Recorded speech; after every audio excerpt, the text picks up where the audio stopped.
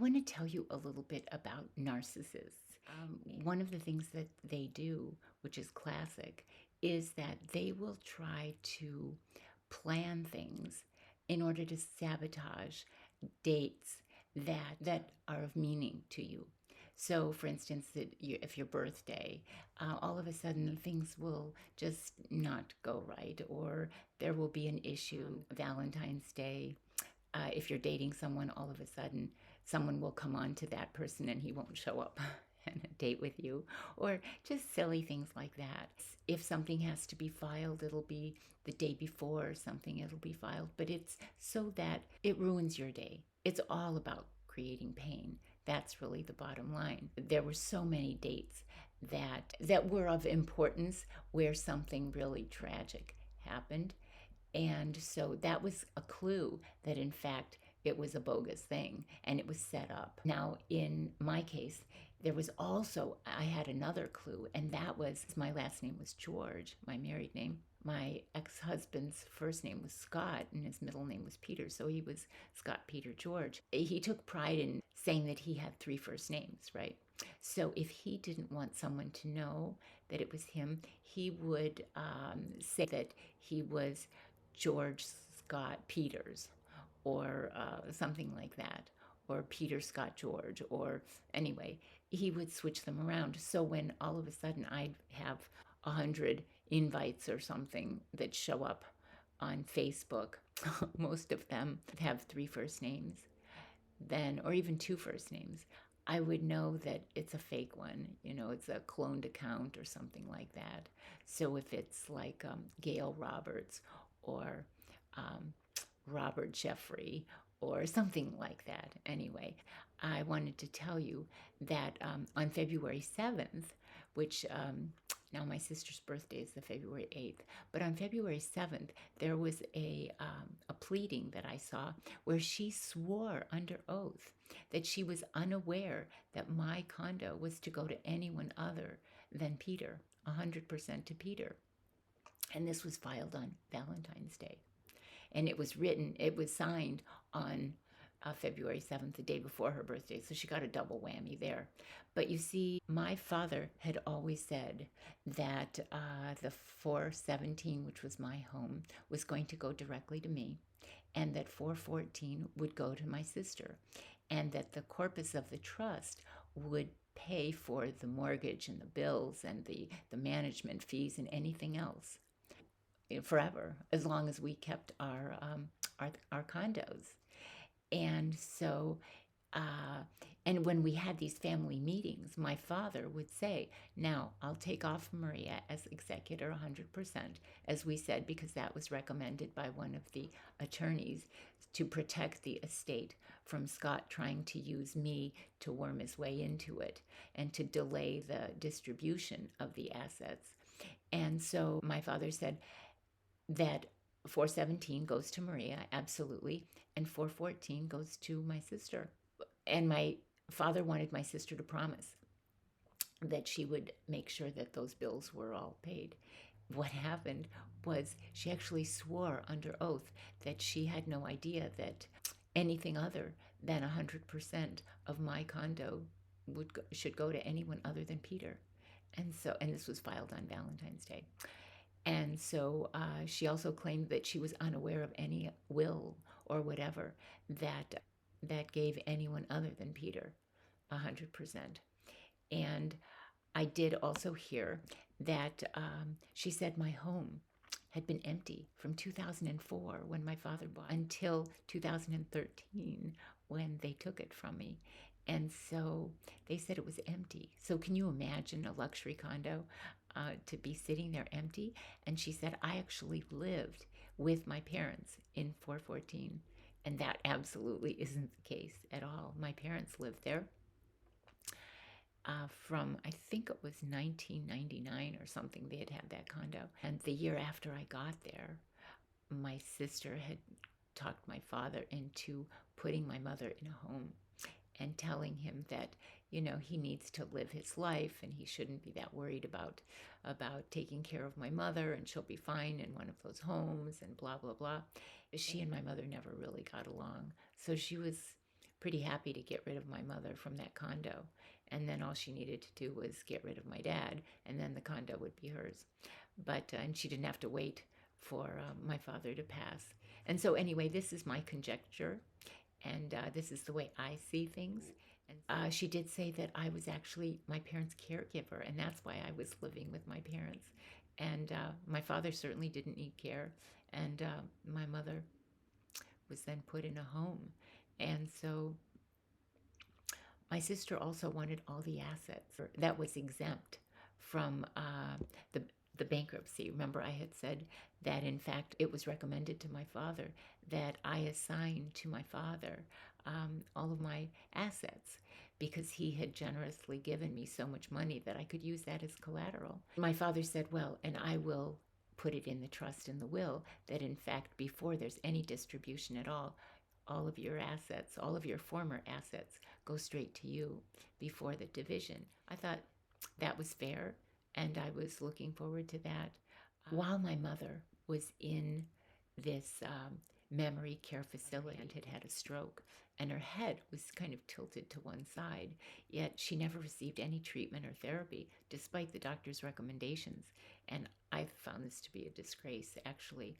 But my mother had been written off, I think, by my sister and convinced my dad. Fortunately, my father did go and visit her during dinners as often as he could, and that was a huge blessing for my mom. It was wonderful to see them together.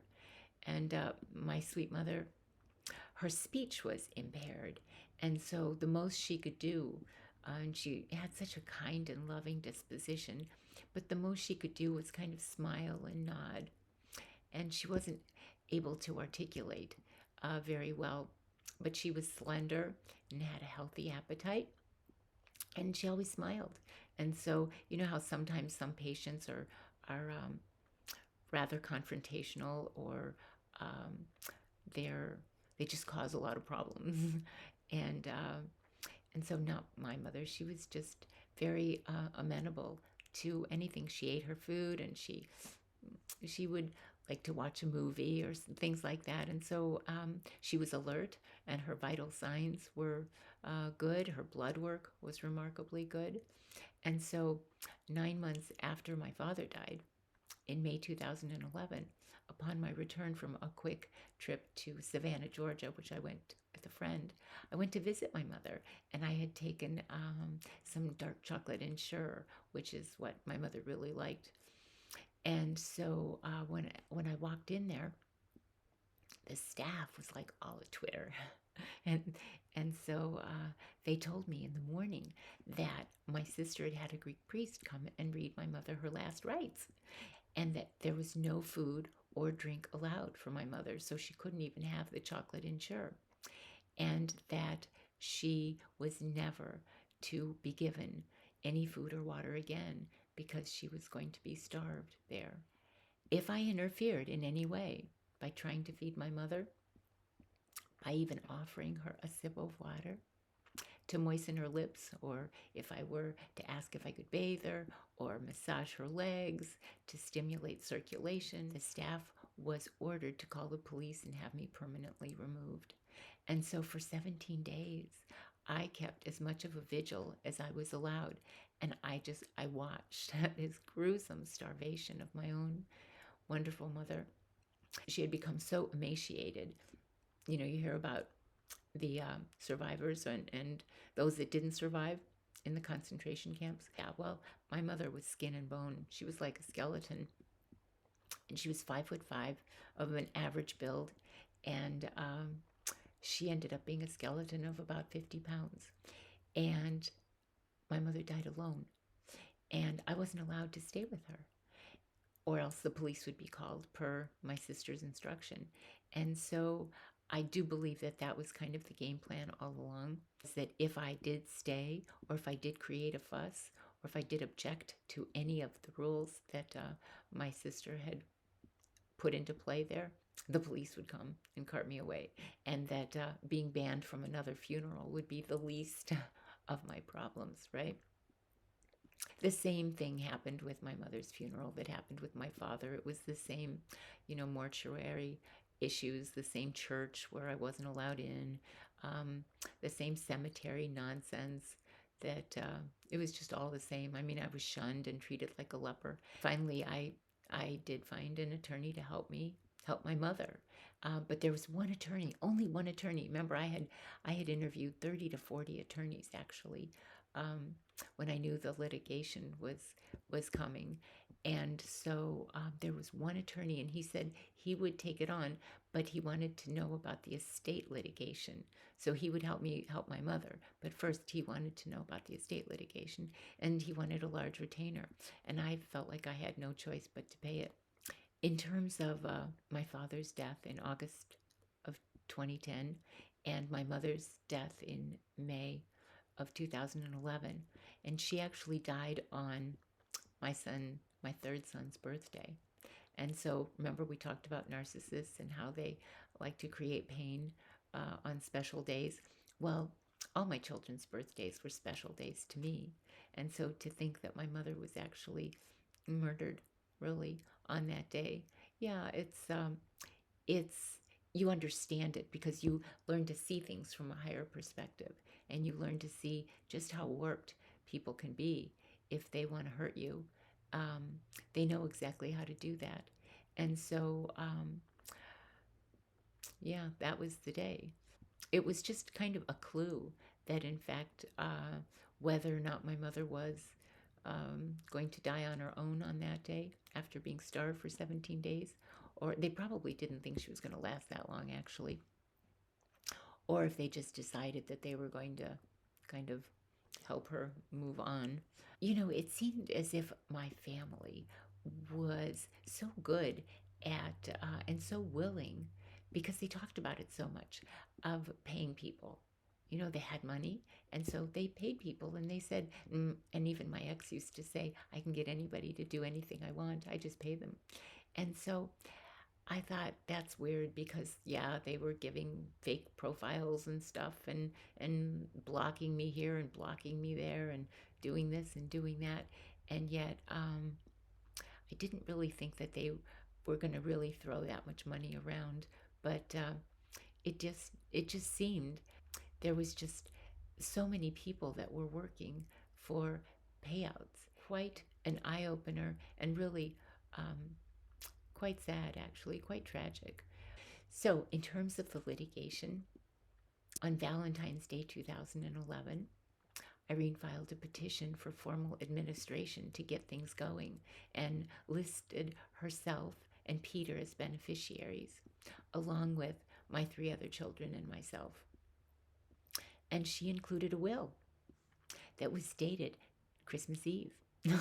Is that a clue or what? What attorney wants to meet with you on Christmas Eve to fill out a will? And that will was about as real as any $3 bill, right? And she wanted to be personal rep because she said that she's the daughter. And now she's a daughter, but there were 2 of us. And in fact, in the real document, in the real will, we were both personal representatives. So inching her way to steal it all, I guess that was the plan. And she wrote me out. So with her attorneys protecting her, she took an oath, and she became the only personal representative. And so, bam, Maria was deleted. And she also claimed my condo was worth $350,000. Yet my father had paid more than that 10 years prior, and real estate had kept appreciating. But in any event, didn't even matter. But I did hire that one attorney that I told you said that he would help me. And so he filed an appearance, and my sister then had gotten a cousin of ours to represent her. And then I heard that the 2 of them kind of butted heads, and so he withdrew. So then Irene hired her neighbor, who I had heard knew Scott's attorneys in Chicago and in Clearwater. And so he became the substitute counsel. And so right before Thanksgiving, which was kind of, another painful holiday, my attorney sent Irene's attorney notification that he was no longer representing me in any capacity. So I couldn't help but wonder, was he part of this group too? And that's why he took my retainer. He wanted to know what was going on, but then he didn't want to do anything. And so there were deadlines. Irene's attorney filed pleadings saying that the judge wanted them to submit an accounting and an inventory of the estate. So when there's an estate, you have to list everything, right? And you have to basically have a number. What is the estate worth? And how much is in the estate? And what's in the estate? And let's have an accounting of all the money going in and out of the estate. Her attorney kept extending the deadline from like October to early December to late December to April to this date and that date. Actually, then what happened was they wanted to waive confirming the receipt of the deadlines. So I never received any of the motions for the accounting and the inventory because no one was communicating with me, right? But they didn't want a receipt of that I would have signed it if I had gotten it, but they didn't want that. And so there would be no record that I hadn't gotten it. The judge said that was fine and that they didn't have to have the notice of the deadline. And so Irene didn't want the list of the assets either listed or an accounting on record. And so I can only imagine how many things went under the radar. But what was missing, what was there, what is there, what's missing, no one knew. There was no accounting of that. And no one would know what the estate was worth, whether the estate was worth $50, $50,000, or $50 million. No one knew because there was no record in the court. I couldn't find it in the courthouse. And so by that time, Irene had already taken my home and all that was in it. And yet, I didn't even know that the stuff was going on because I was in Brazil. I had gone back to Brazil because it was just too horrible. I needed a break, and so I went to Brazil to a little village there, and I went to pray. After seeing how both of my parents had been so mercilessly sacrificed for money, yeah, it was too much. And my mail, I never got any mail about it. Actually, I found out that my mail was actually forwarded to my ex-husband's Indiana address. He had a home, one of his many homes, in Batesville, Indiana, because he worked for a company that was headquartered there. And so my mail was actually sent to Batesville, Indiana. And because of that, I was paying for my son's student loan, but that went into default. And I never got information from the IRS, and they put a lien on my property. And it was all because they interfered with my getting my mail. And here I was, in South America, desperately wanting to come back. But after they had sent me information saying that I had lost my home, I didn't even know where I was going to come back to, right? Because I had 2 suitcases and that was it. And all my accounts and all my money and whatever I had was all in my home. My computers, my writing, everything. And so I was never to see that again. What ultimately Irene wanted was to have the entire matter discharged. And in fact, that's what happened. So it was all swept under the rug. I wasn't informed. There was no accounting, no inventory. I never received any information on it. So that was it. I had told you Irene had coerced my father into removing his wife from their home. And then, in keeping with the plan, it was his turn to go, right? My father had told both Irene and me that Christmas 2010, he was going to divide equally my mother's jewels between the two of us. My mother had a beautiful estate diamond that was, I don't know, more than 5 carats. Anyway, when he would flip and the winner would get that diamond, and then the loser would get an equal amount of other diamond jewelry. That was going to happen on Christmas Eve 2010. And shortly after he had said he was going to do that, that's when my father disappeared. I'm not saying that one thing leads to another. I am just letting you know that that is what happened. After that happened, after my father disappeared, Irene took control of everything. When I even went to visit my mother, the staff actually told me that my sister wanted to know what I was saying, what I did, how long I stayed when I arrived. It just seemed very weird, and there must have been cameras or something and voice recordings there, because the staff, if they wanted to tell me something, they would take me in a closet and they'd whisper it to me. So apparently everyone was monitored there. And I think it was because they wanted to see if I would do anything wrong, like to give my mother a sip of water or wet her lips or something. And then they were going to call the police.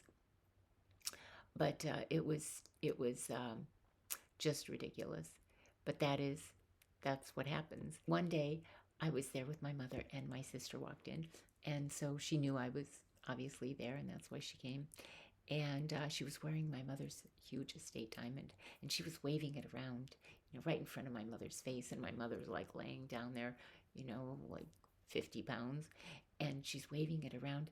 And my mother could track this sparkling gem. And as that happened, my mother, I think, realized that she was being sacrificed for her jewelry, for her money, for her things. And it was absolutely tragic. And there was one tear that just went down my mother's vulnerable little face, her childlike face. And despite what she had been going through for years, my mother didn't even have a wrinkle on her face or really on her body. She had flawless skin, and she was such a beautiful, beautiful woman.